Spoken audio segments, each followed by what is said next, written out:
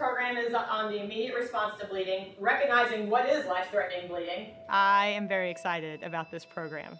Everybody has a role to play. Maybe your role is calling 911. I think it's wonderful. I mean, if you have a life-threatening bleed, you're going to die in 3 to 5 minutes. So I don't want to go to a call and I think, oh my gosh, I wish someone had done something when I could have taught them how to do something and have a better outcome for a patient. That's my whole job. Stop the Bleed is a nationwide initiative that was created after the Aurora shooting and Sandy Hook that said, hey, we need to do something and we need to teach bystanders how to stop bleeding. We have these people dying unnecessarily because they have severe bleeding and no one that's with them knows what to do. So we need to do something because it takes us a couple minutes to get to you. So let's teach you how to save lives. Your employees are only as good as they are trained. Not only do we train locally and in the department itself, but we send our employees to conferences. And Lieutenant Durr came back with the idea of Stop the Bleed program.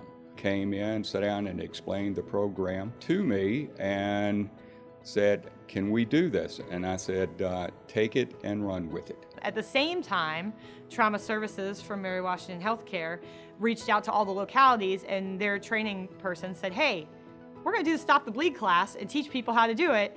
Would you be interested in that? And of course, that was the same time we were doing bleeding control kits. So of course, so we go in, we do this class, we get certified as instructors, and we came back here and we started teaching all the city employees. We've taught the nurses from all the schools. We've done Spotsylvania school nurses. We've done a couple classes in Stafford, just everywhere. We'll teach anybody. The focus of the class is to teach people how to recognize life-threatening bleeding and the hands-on skills to stop it, including tourniquets, packing wounds, and holding pressure on wounds until EMS arrives. We were very fortunate that we approached Mary Washington Hospital Foundation and wrote a grant, and that's how we got started, was a grant from Mary Washington Hospital. So we ordered the kits and we started placing the kits where we have AEDs currently. There's been many initiatives that I've been involved with since I've been here in the city of Fredericksburg, but one of the first ones that I was tasked with was AED deployment into the community and the law enforcement vehicles. One of the biggest risks that we have in the community is cardiac arrest.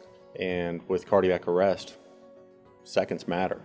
In order to get somebody that's CPR trained on scene as quickly as possible, in order to get an AED applied as quickly as possible. So by placing them physically in the community and in vehicles that are in the community daily conducting patrols, we increase the time frame that those can be delivered to save lives.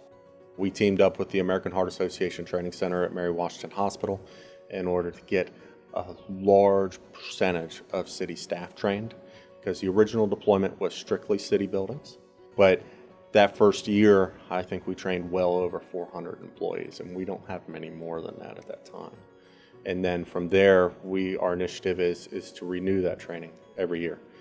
We supply additional CPR and AED training to businesses that elect to have one of these AEDs installed in them. I am very proud of the individuals that, not only Stop the Bleed program that started that and ran with it, but the AED program and the CPR program that we do here.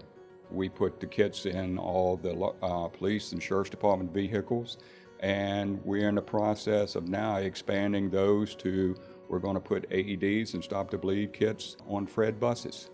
Because people are dying so quickly from life-threatening bleeding, the public and the immediate responders, the people already at the bedside or at the site where something occurs, they're such a vital link in the chain of survival for that patient and makes such a difference. I see a lot of the other communities in the nation that are just catching on to it, and we're already there. To me, every step that we can do to spend the money in the right place to get these devices, these pieces of equipment out there to save lives is a benefit to all.